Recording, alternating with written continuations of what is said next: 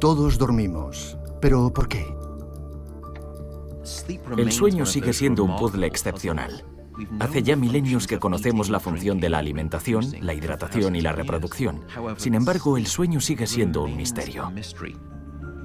¿Por qué hay gente que se pasa las noches dando vueltas y gente que nada más apoyar la cabeza en la almohada cae frita? Hoy la investigación más puntera nos ofrece una nueva perspectiva sobre el cerebro dormido. ¿Cómo podemos potenciar y mejorar la calidad y la cantidad de nuestro sueño? Ahora mismo solo vemos la punta del iceberg. Si alguna vez has pensado que dormir era una pérdida de tiempo, deberías replanteártelo. Cuanto más sabemos, más nos damos cuenta de que no se puede prescindir del sueño. Un buen sueño reparador es posiblemente la cosa más importante que podemos hacer cada día. Creo que el sueño es uno de los misterios más imperecederos del mundo científico. Nos pasamos una tercera parte de nuestra vida durmiendo, sumidos en una especie de estado de inconsciencia, inertes, incapaces de llevar a cabo ninguna de las cosas que consideramos importantes en la vida, como son comer, cuidar de nuestros hijos, aparearnos. ¿Por qué nos pasamos una tercera parte de nuestra vida en un estado tan improductivo e indefenso? La cuestión del efecto del sueño en nuestro cerebro y en nuestro cuerpo noche tras noche sigue estando muy abierta. Es algo que lleva siglos desconcertando a los científicos. Es como un gran agujero negro. No terminamos de entender por qué dormimos ni lo que nos pasa en el cerebro mientras lo hacemos. Pero de una década a esta parte, los expertos en este campo han comenzado a desvelar los misterios del sueño. Y lo que están descubriendo es alucinante.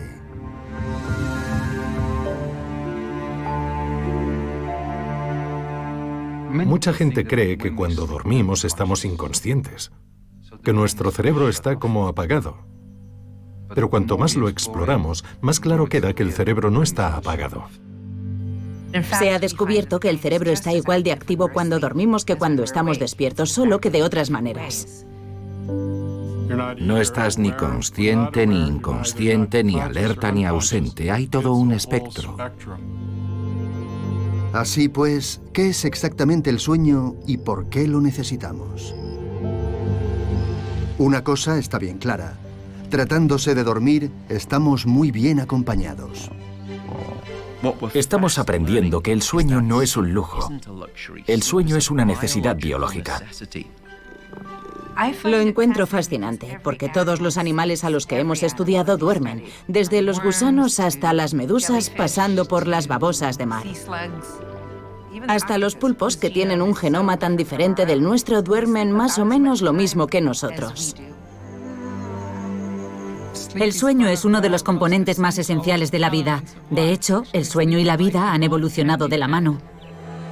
La evolución ha desarrollado toda una variedad de formas de pegar ojo. Hay animales que se vuelven vulnerables al dormir y otros animales que no. Los animales que se vuelven vulnerables cuando duermen no duermen mucho. Si un animal vive al aire libre, obviamente tiene que estar alerta y no puede tener un sueño muy profundo. Si una jirafa durmiese de la misma manera que un león, no existirían las jirafas. Y por otra parte, tenemos un animal como el murciélago moreno, que es el campeón del sueño. Duerme 20 horas al día. Al dormir en paredes de cavernas es prácticamente invulnerable. Pero puede que una de las soluciones con respecto al sueño más innovadoras de la naturaleza se encuentre bajo el mar. Uno de los animales más interesantes que estudian los expertos es el delfín, que tiene lo que se conoce como sueño unihemisférico. Una mitad del cerebro se encuentra en un estado de sueño y la otra mitad en un estado de vigilia. O sea que el animal tiene un único hemisferio despierto. De hecho, si anestesiamos a un delfín, deja de respirar. Y en el caso de los lobos marinos, como el que tenemos nadando detrás de mí, cuando el hemisferio derecho está dormido, la aleta izquierda, que está controlada por el hemisferio derecho del cerebro, está inactiva y su cuerpo adopta una postura asimétrica. Basta con mirarlo para saber qué hemisferio tiene dormido. Los lobos marinos y los delfines no están solos. el sueño humano es igualmente complejo, extraño y misterioso. Yo diría que mi animal favorito en términos de sueño es el ser humano. El sueño humano es muy diverso. Cada individuo tiene su propia experiencia personal con el sueño. ¿Qué ocurre entonces dentro de nuestro cerebro cuando dormimos? Cuando nos dormimos, realmente entramos en un mundo diferente. Creo de verdad que el mundo de la noche es un ámbito mágico. Con ayuda de voluntarios como Jaime López, de 5 años, la investigadora del sueño Rebecca Spencer recaba pistas sobre el funcionamiento de este mágico proceso.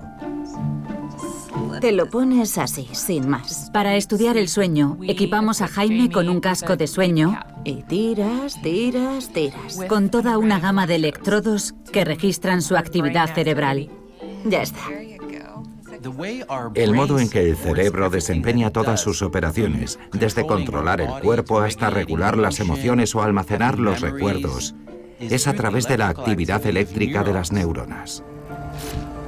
Estas células cerebrales se comunican entre ellas a través de unos diminutos conductos conocidos como sinapsis.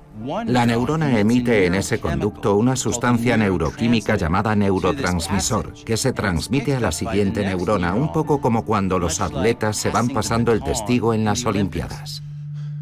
Esta señal, que se transmite de neurona en neurona, puede ser detectada por los electrodos presentes en el casco de Jaime gracias a una de las herramientas más poderosas de las que dispone la ciencia del sueño, el EEG o electroencefalograma. Lo que nos muestra esta pantalla es la actividad de cada uno de los electrodos del casco que le hemos puesto a Jaime. Ahora mismo, por ejemplo, que está despierto, podemos ver aquí sus ondas cerebrales. Las líneas verticales de la gráfica representan 5 segundos de sueño de Jaime. Lo importante es que cuando nos entra sueño, estas ondas se ralentizan y se convierten en lo que llamamos ondas alfa. Y conforme el sueño se vuelve más profundo, las ondas se vuelven cada vez más lentas. En las fases más profundas del sueño, la actividad cerebral se caracteriza por unas ondas lentas, muy amplias, que invaden todo el cerebro como un tsunami. Es casi como en un estadio de fútbol. Antes de un partido, todos los espectadores hablan unos con otros, sin orden ni concierto. Y eso es lo que parece que ocurre cuando estamos despiertos. Sin embargo, cuando nos sumimos en las fases más profundas del sueño, de repente la muchedumbre empieza a sincronizar su actividad, como cuando en un estadio todo el mundo corea un himno a la vez. Miles de neuronas que se activan al unísono. Así es el sueño profundo. Es cuando más nos cuesta despertarnos. Cuando despiertas a alguien que estaba sumido en un sueño de ondas lentas y le preguntas en qué estaba pensando, te dirá, y yo qué sé, no estaba pensando en nada. Estaba durmiendo, déjame en paz, vete. Y te echará. Pero Jaime, al igual que el resto de nosotros, no se pasa toda la noche en un estado de sueño profundo de ondas lentas. En un momento dado, sus ondas cerebrales cambian.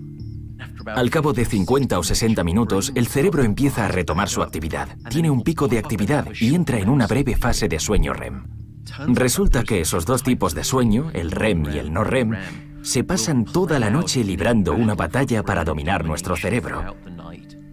Y que esa suerte de guerra cerebral la ganan y la pierden por turnos cada 90 minutos. Nos pasamos la mayor parte de la noche en estado de sueño no REM. El resto del tiempo nos sumimos en la misteriosa fase de sueño REM. Es difícil investigar el sueño REM sin a la vez investigar los sueños, porque más del 80% de los periodos REM incluye un sueño. Los sueños tienden a ser emocionales. Una de las ideas que se barajan es que soñamos para simular acontecimientos potencialmente negativos y así estar preparados para ellos. Una vez soñé que mi hija, que era muy pequeña, se caía en la piscina y estaba a punto de ahogarse. A raíz de eso apunté a mis hijas a natación y le doy mucha importancia a la seguridad en el agua. No es que no soñemos en otras fases del sueño, sí lo hacemos, pero los sueños más vívidos son los que se dan en la fase REM. REM es el acrónimo en inglés de movimiento ocular rápido. Se piensa que cada vez que movemos los ojos en un sueño, es un momento especial en el que, por así decirlo, pasamos a la siguiente escena del sueño. Al pasar de un sueño al siguiente, nuestras ondas hacen algo francamente extraño. En el sueño REM, las ondas cerebrales son iguales a las que observamos cuando el cerebro está despierto. Nos encontramos ante la paradoja de que es un estado de sueño y sin embargo el cerebro se halla en un estado de activación. Pero quizá el rasgo más extraño de esta etapa del sueño sea lo que le ocurre a nuestro cuerpo. Durante el sueño REM, nuestro cerebro le manda instrucciones a diferentes músculos del cuerpo para moverlos como si estuviéramos despiertos. Pero más abajo en el tronco cerebral, esas instrucciones son interceptadas, no se transmiten al cuerpo y este permanece paralizado. De no ser así, si soñáramos que volamos sobre la ciudad, literalmente nos tiraríamos por la ventana. De los sueños de la fase REM, volvemos a pasar al sueño no REM, que incluye la fase más profunda de sueño, la de ondas lentas. Durante la primera mitad de la noche, la mayoría de esos ciclos se compone de fases de sueño profundo no REM. Sin embargo, a medida que nos adentramos en la segunda mitad de la noche, esa proporción se invierte y la mayoría de esos ciclos pasan a ser de movimiento ocular rápido, acompañados de sueños y mucho menos de sueño no REM. Lo alucinante es que es un patrón que se da indefectiblemente en prácticamente todo el mundo todas las noches. Y esto nos indica que es un programa fundamental para el ser humano, que está inscrito en nuestros genes. Hay que pasar por ahí, sí o sí. Pero si todos necesitamos noches con sueño, tanto de ondas lentas como REM, ¿cómo es que hay tanta gente a la que le cuesta conciliar el sueño? La búsqueda de respuestas se ha convertido en una industria que genera miles de millones de dólares y nos vende de todo, desde pastillas para dormir hasta almohadas ergonómicas. Pero si nada de ello funciona, hay más de 3.000 clínicas del sueño en Estados Unidos, un número en continuo ascenso. ¿Te pasas toda la noche despierto, dando vueltas en la cama, dándole vueltas a la cabeza? ¿Te cuesta dormirte y permanecer dormido? Drew Ackerman ha creado un podcast para ayudar a los insomnes a dormir. La idea del programa surge en realidad del insomnio que padecí de pequeño. Cuando era niño perdí la capacidad de conciliar el sueño. Creo que tenía que ver con la ansiedad. Mis padres me intentaban ayudar, pero como ellos sí que podían dormir, creo que no eran muy conscientes de lo que estaba pasando. Trata de relajarte, piensa en cosas agradables, pero no era capaz. Las cosas que te impiden conciliar el sueño, los pensamientos que no puedes quitarte de la cabeza. La meta de Drew es ser lo más aburrido posible. Voy a contaros un cuento para dormir. Quiero que os pongáis cómodos. No es un podcast con un hilo argumental, es muy disparatado. Tengo un hobby especial. A mi perro y a mí nos gusta escuchar grabaciones de gente llamando a la puerta. Esto le permite a la gente desconectar o seguirme solo a medias. No quiero que sientan una presión social para hacerme caso. Y no faltan oyentes deseosos de desconectar. Todos los meses, el programa tiene un poco más de 3 millones de descargas. Lo que voy a hacer es proyectar mi voz a través de la oscuridad de la noche. La gente que escucha el podcast comparte esa sensación. No sé si desesperación es una palabra demasiado fuerte, pero esa sensación de estar en la cama y sentirte solo. ¿Cuántos de vosotros escucháis este podcast porque tenéis problemas para dormir? Levantad la mano si queréis. Las dificultades para dormir o permanecer dormido son síntomas del trastorno del sueño más común en el planeta. El 10% de la población mundial sufre insomnio crónico. El insomnio afecta al paciente las 24 horas del día. No es solo que le cueste dormir, la tensión le acompaña durante todo el día. No es habitual tener insomnio y ser una persona muy feliz y sin ansiedad. ¿Estás lista? Sí. ¿Hay alguna forma de descifrar lo que anda mal en el cerebro de un insomne? En las afueras de Ámsterdam, en el Instituto Holandés de Neurociencia US van Someren trata de averiguarlo, con la ayuda de insomnes crónicos, como Reini Metz. No me cuesta nada dormirme, pero a las 2 horas me despierto y luego me cuesta volver a dormir. Si es solo una noche, bueno, puede pasar. 2 noches vale, pero cuando son 5 noches seguidas ya es un poco demasiado. Terminas muy cansada, y no solo físicamente, sino también mentalmente. Sientes ansiedad, rabia, miedo. Rainey duerme en el laboratorio de US con una malla de electroencefalograma de alta tecnología que contiene cientos de electrodos más que un casco normal. Medimos su sueño con una malla de electroencefalograma especial con 256 canales de EEG que le cubren toda la cabeza. Cuantos más electrodos utiliza, más actividad es capaz de registrar y más pistas tendrá sobre lo que ocurre en el cerebro de Rainey. Vale, Rainey, te hemos hecho un electroencefalograma mientras dormías. A la mañana siguiente le enseña los resultados. Aquí entras en fase REM. Sí. Y el sueño REM es la parte en la que se producen los sueños más vívidos. Pero lo que te quería enseñar es esto. Mira, a los pocos segundos de entrar en la fase REM, ya está pasando algo aquí. Tú misma te darás cuenta. No necesito explicarte que esto no se parece a esto. Ya, desde luego. Igual solo son 2 segundos, pero realmente hay algo que no va. Hay algo diferente. Es lo que se conoce como una alerta. Sí. Un pico en el que el sueño se convierte en algo que se parece mucho a la vigilia. Y esto es algo muy típico de las personas que, como tú, duermen mal. ¿Y lo ves en muchos pacientes? Sí. Vale. En general, cuando dormimos bien, cuando tenemos un sueño reparador, nos encontramos un poco mejor al día siguiente. Pero en estos perfiles en los que se aprecian perturbaciones durante el sueño REM, por alguna razón que estamos tratando de averiguar, todo ese proceso de encontrarse mejor al día siguiente no funciona tan bien.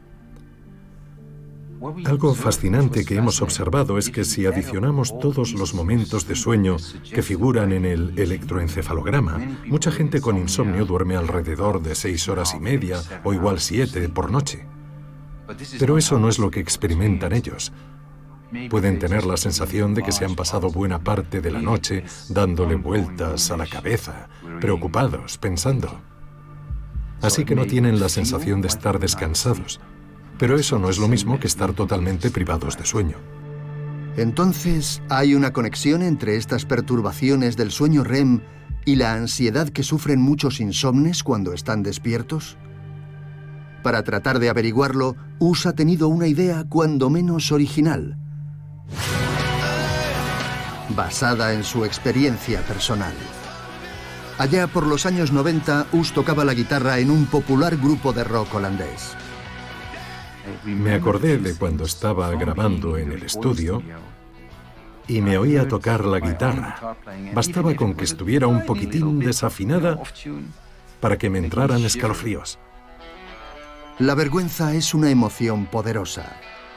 US decide poner a prueba su idea. Una prueba de karaoke.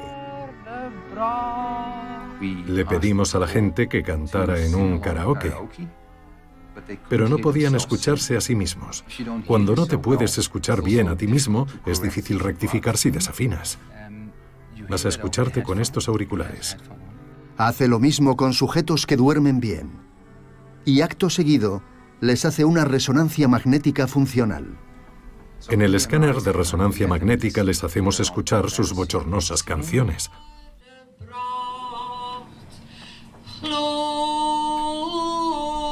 Mientras Rainey se escucha cantar, la resonancia magnética escanea la actividad de una parte del cerebro conocida como la amígdala. Tenemos 2, una en cada hemisferio cerebral. Suelo decir que la amígdala es como la sirena o la señal de alarma del cerebro. Si hay alguna cosa de la que tenemos que estar pendientes, bien porque es peligrosa, bien porque es importante, la amígdala se nos activa. Los sujetos se oían cantar desafinando mucho y eso activaba su amígdala. Es decir, que se les disparaban las alarmas. Las alarmas saltan tanto en los insomnes como en los sujetos que duermen bien. Para Us no es nada sorprendente, pero su prueba aún no ha terminado. Les pedimos pasar la noche en una unidad de sueño y a la mañana siguiente repetimos el proceso. Les volvemos a hacer una resonancia magnética funcional. En el caso de los sujetos que duermen bien, los resultados ya no son tan malos. La amígdala de alguien que duerme bien se calma, pero al insomne no le ocurre lo mismo. En su caso, los resultados eran muy diferentes. Cuanto más sueño REM tenían, peor era su estado. No solo la amígdala no se adaptaba a lo largo de la noche, sino que en muchos pacientes con insomnio a la mañana siguiente la amígdala podía estar incluso más activa. Están cargados de una angustia que van arrastrando al día siguiente y al siguiente y al otro. Si pudiéramos cambiar su ciclo de sueño REM intranquilo, quizá podríamos ayudarles a aliviar su angustia. Pero los insomnes no son los únicos que sufren un sueño REM intranquilo. Los investigadores también están explorando su impacto en el trastorno por estrés postraumático. El trastorno por estrés postraumático es un trastorno vinculado a la memoria. Si un individuo pasa por una o más experiencias traumáticas muy estresantes, le va a coger miedo a cualquier cosa que le recuerde ese trauma. Como el olor de un incendio forestal o los sonidos ensordecedores de la guerra. Los traumas son tan poderosos que nos pueden perseguir hasta en nuestros sueños. La gente con trastorno por estrés postraumático tiene miedo a dormirse o no duerme muy bien por culpa de las pesadillas. Una vez cobran forma, esas pesadillas pueden subsistir durante décadas. En su laboratorio de la Universidad de California en Los Ángeles, Gina Poe busca la forma de evitar que esas pesadillas recurrentes cobren forma. Una de las cosas que hay que hacer para estudiar los efectos de los traumas en el sueño es exponer a animales a fuentes de estrés. Es la parte que menos me gusta de mi trabajo, pero no hay otra manera de estudiarlo. Colocan a las ratas en una cámara donde escuchan un tono, seguido de una descarga eléctrica. No es una descarga lo bastante potente para hacerles daño o como para que se les formen ampollas en las patas, y solo dura un segundo. Pero es suficiente para hacerles chillar y dar un respingo como de ¿qué? Durante la próxima hora y media, las ratas oirán el tono y recibirán la descarga. De esta forma acaban asociando el tono con el miedo a recibir una descarga. Luego se les devuelve a sus nidos para que puedan dormir. Pero su sueño es de todo menos reparador. Hemos descubierto que las fases de sueño REM de una rata que ha padecido un trauma pueden ser hiperactivas. Es una especie de sueño REM, pero a lo bestia, similar al que se ve en los pacientes con trastorno por estrés postraumático.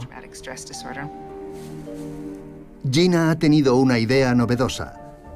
Después de recibir las descargas eléctricas, la mitad de las ratas se van a dormir inmediatamente, mientras que a las otras las mantienen despiertas durante unas 6 horas. En ese intervalo comen, juegan y tienen ocasión de calmarse antes de conciliar el sueño.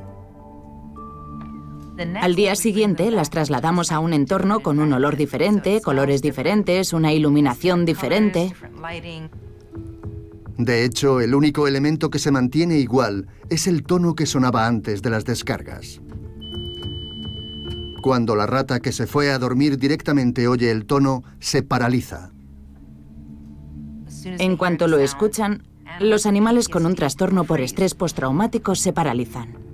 Pero, ¿qué pasa con la rata que ha tenido ocasión de calmarse antes de irse a dormir? ¿Tendrá acaso la misma respuesta? Al oír el tono también se paraliza en un primer momento, pero luego parece darse cuenta de que no le van a administrar la descarga. Y entonces comienza a dar vueltas, olisquear y explorar el entorno como hacen normalmente, porque se da cuenta de que aquí no le van a soltar una descarga. Postergar el sueño después de padecer un trauma puede disminuir el impacto de esas experiencias y hasta impedir la aparición de las pesadillas del trastorno por estrés postraumático, al menos en las ratas. Pero, ¿nos ayudará a los seres humanos? Gina prosigue con su investigación fuera del laboratorio, llevando a cabo un estudio con bomberos a los que pide que pospongan el momento de irse a dormir después de un acontecimiento traumático. Le hemos pedido a unos bomberos que hagan lo que sea que suelan hacer para relajarse y desconectar después de un trauma. Para algunos puede ser meditar o rezar. Para otros puede ser escuchar la música que les guste o salir a correr.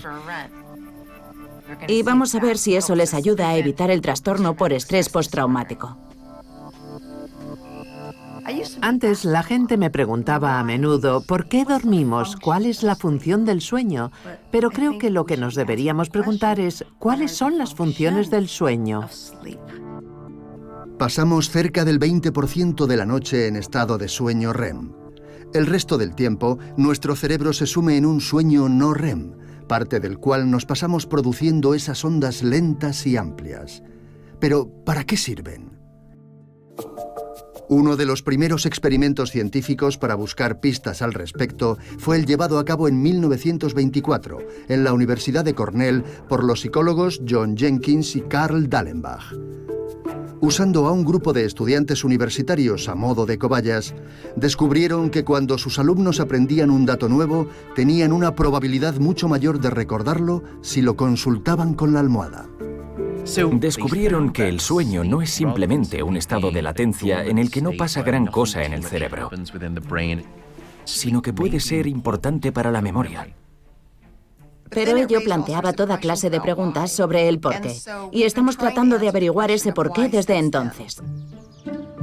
En la Universidad de Arizona, la psicóloga experimental Rebecca Gómez investiga el porqué junto a una estudiante de posgrado, Catherine Esterlin, con la ayuda de una generación de alumnos más jóvenes, unos bebés.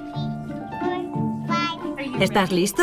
¡Sí! ¿Cómo contribuye el sueño a ayudarles a aprender y recordar palabras nuevas? ¡Anda, un feto! Les enseñamos a estos niños palabras nuevas para nombrar objetos completamente nuevos. Mira esto. Usamos esta información completamente nueva para medir la capacidad de su cerebro para formar recuerdos completamente nuevos, completamente novedosos. ¡Hala! ¡Una VIP!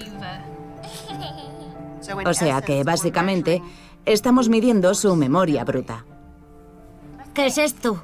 Les enseñan a los niños 4 objetos que no han visto nunca y a los que han asignado nombres de mentira. ¡Hala! Como ceto, ¡Un ceto! ¡Qué guay! mup, Un mup, bib una bib, y toap. un toap. Toap. Les dejan mirar los objetos Mira esto. y hasta tocarlos. Luego, la mitad de los niños se van a casa para echar una siesta, mientras que la otra mitad tarda aún unas horas en echarse la siesta o directamente se la salta. Al día siguiente vuelven. ¿Dónde está el ceto? ¿Cuánto recuerdan? Hemos descubierto que los niños que se van a dormir justo después de aprender ¿Mop? recuerdan las palabras un 80% de las veces, Toap. ¿Dónde está el ceto? mientras que los niños que habían tardado un buen rato en echarse una siesta ¿Dónde está el ceto? recordaban las palabras cerca de un 30% de las veces. ¿Dónde está el toap? Aquí. Es una diferencia considerable, un 80% frente a un 30%. Es la diferencia que marca una siesta. ¿Dónde está el mop? Aquí. ¿Por qué todo cambia tras echar una siesta? La clave estriba en un diminuto órgano enterrado en las profundidades del cerebro, el hipocampo. Tenemos uno en cada hemisferio y desempeña un papel crítico a la hora de ayudarnos a aprender y recordar. Se puede ver así. Pongamos que tengo un cajón en mi escritorio y que a lo largo del día, a medida que me van llegando papeles, los voy metiendo en el cajón. Pueden ser cartas que me han llegado hoy, exámenes para corregir. Ese es mi almacenamiento temporal. Pues bien, el hipocampo es como ese sistema de archivo a corto plazo, un batiburrillo de información que se va apretujando en un espacio limitado. Pero al final del día puedo trasladar esa información a un archivador más grande, que en este caso es la corteza cerebral. La corteza es más grande y tiene un mecanismo de clasificación muy eficiente. Se pueden clasificar las cosas en función de sus componentes visuales, de sus componentes auditivos, y así los recuerdos son más fáciles de localizar. Pues bien, el papel del sueño de ondas lentas es coger toda esa información que hay en el hipocampo y ayudarnos a moverla a un sistema de archivo más eficiente en la corteza cerebral. Las cosas que hemos aprendido la víspera son transferidas a un espacio de almacenamiento más seguro. Así, cuando nos despertamos por la mañana, nuestro hipocampo queda liberado y con capacidad renovada para volver a adquirir datos nuevos. Lo cual nos remite a los bebés y a la importancia de echarse una siesta a mediodía. ¿Por qué marca una diferencia tan grande? ¿Por qué es tan importante para un bebé vaciar su archivador de recuerdos a corto plazo?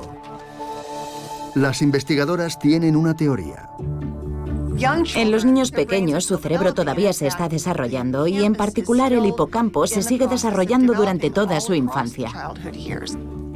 Todo apunta a que, cuando el hipocampo es joven e inmaduro, como en la infancia y en la niñez, los recuerdos tienen que ser almacenados con más frecuencia o trasladados a la corteza cerebral con más frecuencia. Pero esto no quiere decir que las siestas sean solo para los niños. Es interesante porque a medida que nos hacemos mayores, vemos cómo la siesta regresa a la vida de algunas personas. Y podría haber un buen motivo. Al envejecer, la mayoría de los adultos se queja de dos cosas frustrantes de la edad. No recuerdan las cosas como antes y no pueden dormir como antes. Las siestas podrían ser una manera de ayudarnos a conservar los recuerdos. Hay multitud de diferentes causas probables por las que el cerebro, cuando envejece, deja de poder aprender y recordar tan eficazmente. Y creo que nos estamos dando cuenta de que el sueño es uno de esos ingredientes críticos. Este es el sueño de un adulto mayor. Deberíamos empezar a ver cómo se ralentizan las ondas y ganan amplitud. Es lo que cabría esperar que se produjera en un sueño de ondas lentas. Pero por el momento no lo estamos viendo. Seguimos buscando. La persona está dormida, pero no tiene el sueño de ondas lentas que se podría observar en un joven adulto. Parece ser que la calidad de nuestras ondas cerebrales, su profundidad y su tamaño son un buen indicador de nuestra capacidad de darle al botón de guardar para generar nuevos recuerdos. ¿Habrá alguna forma de mejorar esas grandes ondas lentas para aumentar nuestra capacidad de darle al botón de guardar? Los investigadores del sueño están explorando una idea radical. Una de las cosas que más nos interesan es cómo podemos potenciar y mejorar nuestra calidad de sueño y nuestra cantidad de sueño, utilizando no fármacos, sino sonidos. Marion Smith, de 80 años, está participando en un estudio sobre el sueño. Para cuantificar la calidad de sus ondas lentas, le colocan un único electrodo en la frente. La cinta elástica está equipada con unos pequeños auriculares, por los que Marion escuchará un pulso sonoro cuidadosamente cronometrado. Buenas noches, nos vemos mañana. Nuestra paciente, la señorita Smith, está durmiendo claramente. Se está sumiendo en un sueño profundo. Examinando las ondas cerebrales captadas por ese único electrodo, Phyllis dispone de toda la información que necesita para evaluar la calidad de las ondas lentas de Marion. Son unas ondas lentas grandes, pero hay muy pocas. Y eso es muy típico de la gente mayor, que tiene ondas lentas de baja amplitud y que no son seguidas. A continuación, un algoritmo informático especial mide las ondas para determinar el mejor momento en el que emitir un sonido particular. La pulsación de ruido rosa. Le emitimos ráfagas muy breves, muy cortas, de 50 milisegundos, de ruido rosa, y las vamos alternando con momentos de silencio durante todo el tiempo que la persona está sumida en un sueño profundo. Se puede considerar que las ondas sonoras producidas por el ruido rosa le dan a las ondas cerebrales de Marion un pequeño empujón, como un niño en un columpio o una esfera en un péndulo de Newton.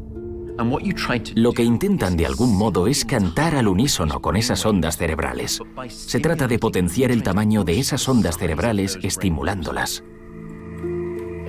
Es maravilloso. Lo que buscamos es que todas las ondas tengan este aspecto amplio y robusto.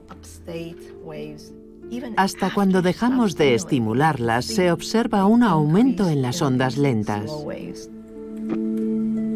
Phyllis ha descubierto que con un empujoncito basta. Lo que observamos es que no solo se puede aumentar la amplitud, es decir, la altura de esas ondas lentas, lo cual ya es muy importante, sino que también podemos aumentar su frecuencia.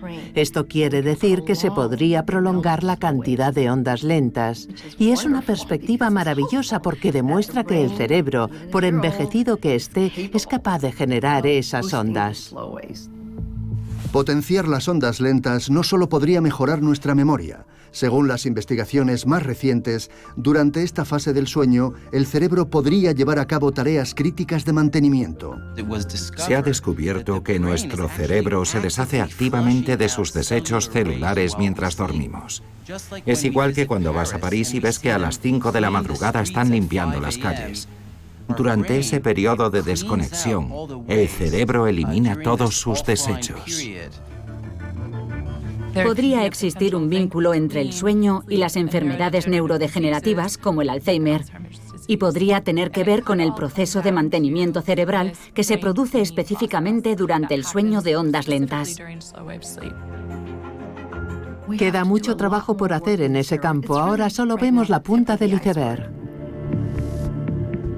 Mientras los investigadores exploran nuevos modos de ayudarnos a dormir lo necesario, millones de personas luchan contra las ganas de dormir y trasnochan más de la cuenta, atrapadas en las redes de la tecnología. Prácticamente todo el mundo experimentará la privación de sueño en algún momento. Entre otras cosas por culpa de la invasión de la televisión hace 50 años y hoy de los ordenadores y teléfonos. Hay que apagar todos esos dispositivos. En algún punto de la infancia, los miembros de las naciones occidentales industrializadas empezamos a dejar atrás la idea de que dormir es útil. Antes bien, nos convencemos de lo opuesto, de que hay que reducir las horas de sueño.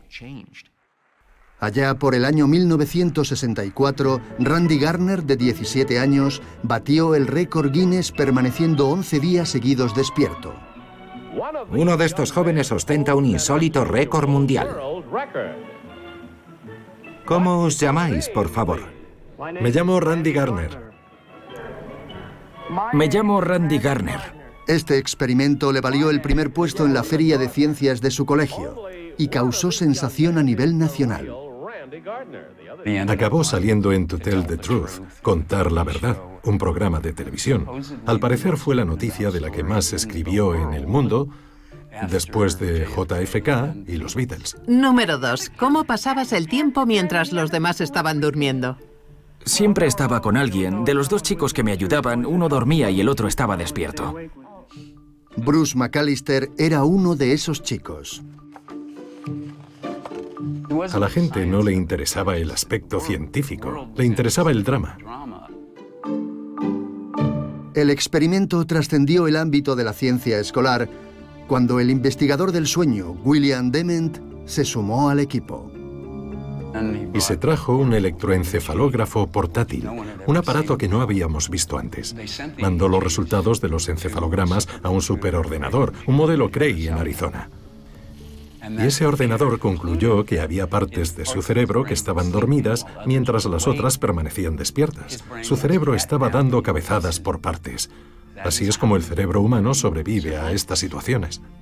Aunque Randy pareciera completamente despierto, había partes de su cerebro que no lo estaban. Es lo que la neurociencia llama hoy microsueños. Un microsueño se puede producir cuando llevamos mucho tiempo despiertos y nuestro cerebro está tan desesperado por dormir que se puede quedar dormido durante un intervalo muy corto de entre 3 y 15 segundos. A todos nos ha pasado alguna vez. Se nos cierran los ojos y damos una cabezada que dura unos segundos, así. Todos somos muy educados y hacemos como que no nos hemos dado cuenta, pero a veces cuando hablamos con alguien se empieza a quedar dormido y vemos cómo va perdiendo tono muscular, empieza a cabecear, se le caen los párpados y los ojos se le ponen en blanco. Si la persona está conduciendo, podemos ver cómo las manos se le van aflojando en el volante.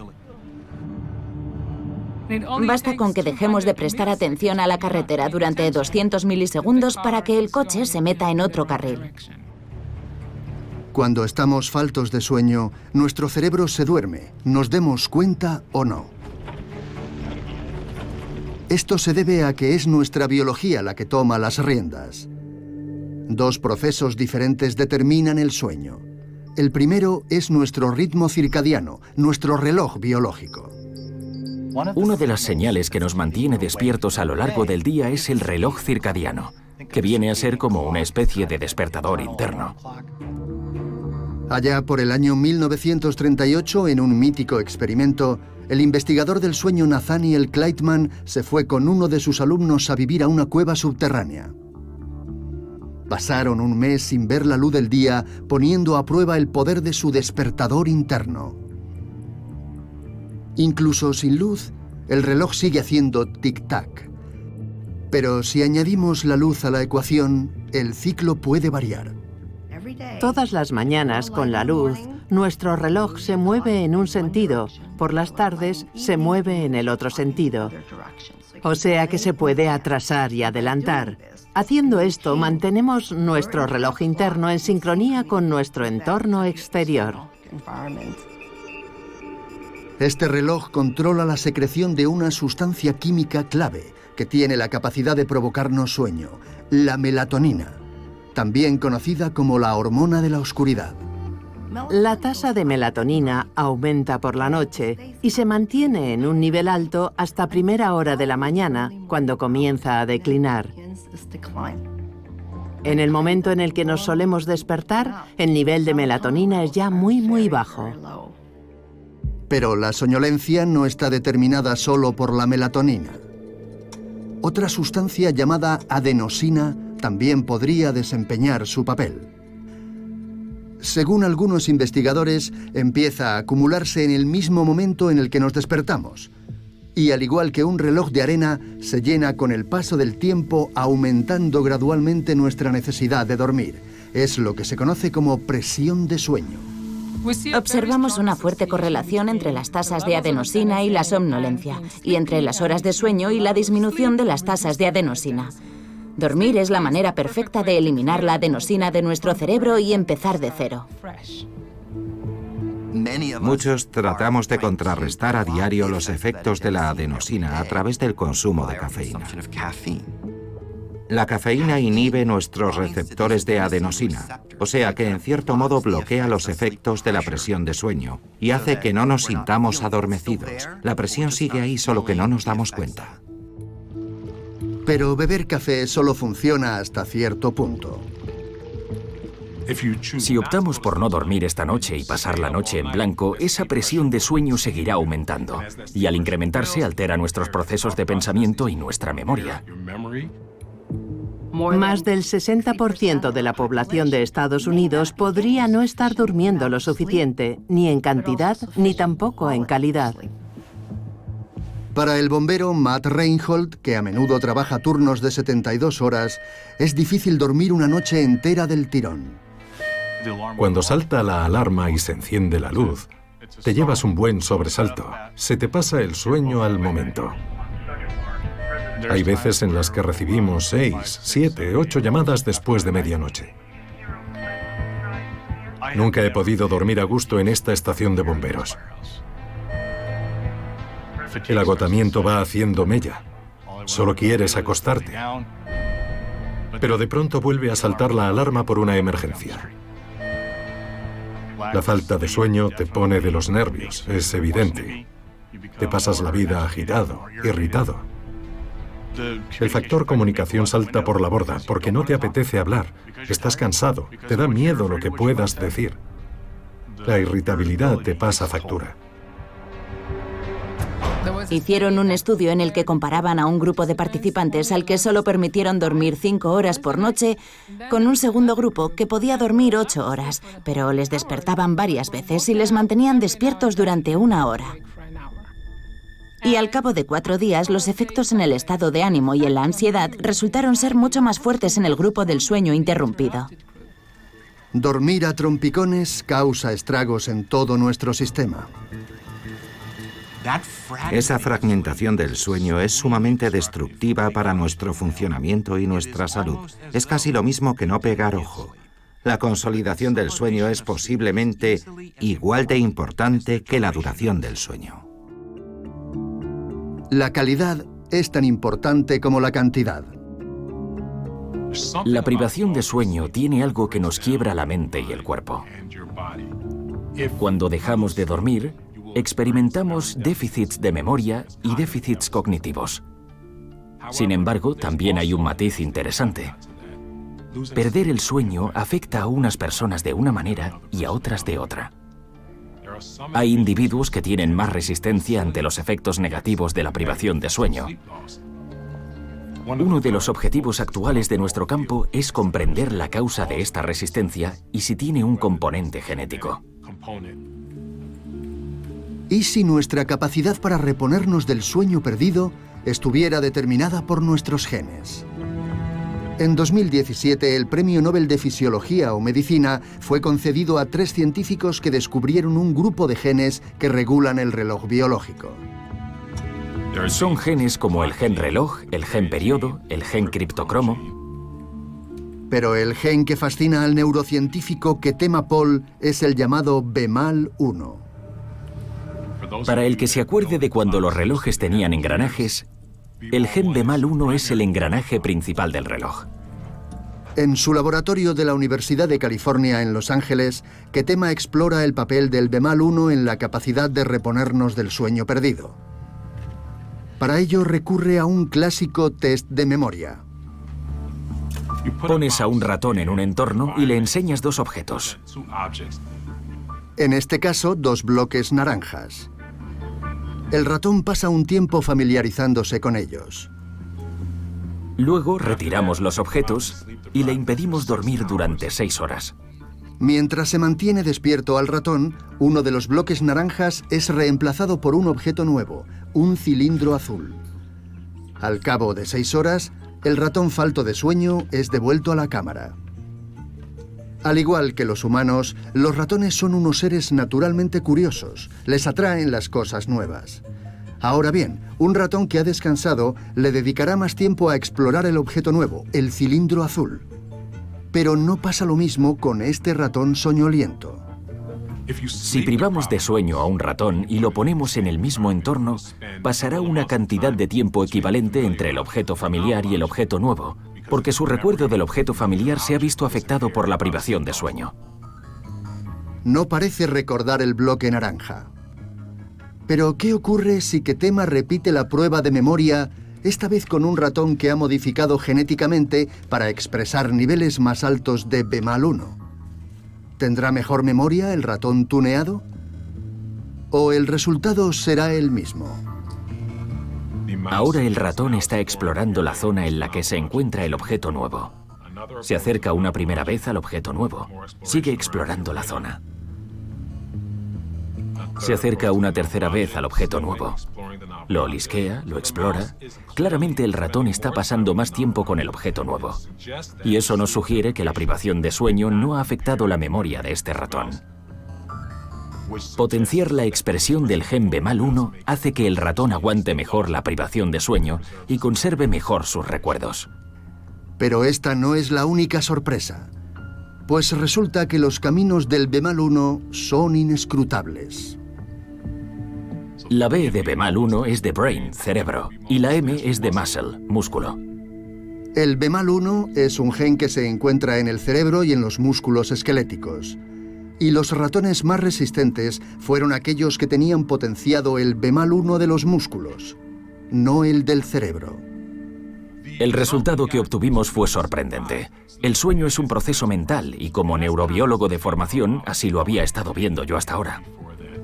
Siguiendo el hilo de su investigación, Ketema tratará de averiguar cómo los genes de los músculos esqueléticos pueden influir en nuestra forma de dormir y de almacenar los recuerdos. Con suerte, esto nos permitirá desarrollar terapias más eficaces para la gente que no es capaz de dormir lo suficiente y para la que tiene que rendir a pesar de la falta de sueño. Y es que en términos de privación del sueño, las personas más afectadas son a menudo aquellas de las que más dependemos. La privación de sueño en los trabajadores de emergencias conlleva enormes problemas de aislamiento y de depresión y tiene un gran impacto en su bienestar psicológico y físico. La antigua trabajadora de urgencias Susan Farren y el bombero jubilado Ron Schull colaboran con personal de emergencias enseñándoles maneras de gestionar el sueño, dentro y fuera de su trabajo. Quiero daros una serie de herramientas y técnicas para ayudaros a dormir mejor. Entre los 10 y 20 últimos años hemos descubierto que el sueño es esencial para el correcto funcionamiento del cerebro. Es importante para la salud, para el sistema inmune, para la memoria y para el bienestar.